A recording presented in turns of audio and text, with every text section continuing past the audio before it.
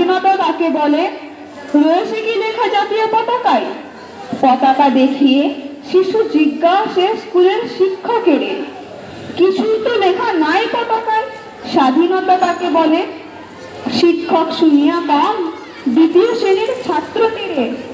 ওই দেখো বীর যোদ্ধা সকল বিনয় বাদল জিনিস, তারাই এনেছে স্বাধীনতা দেশে, যুঝিয়া জীবন ভর।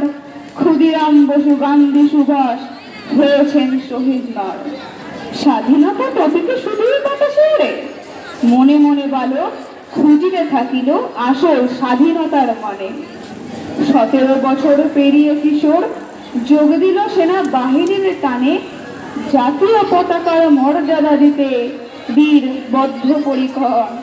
একদিন শেষে যুদ্ধে গেল সৈনিক বঙ্গবর। কারগিলে গিয়ে কামান দাগাতে ধরিলে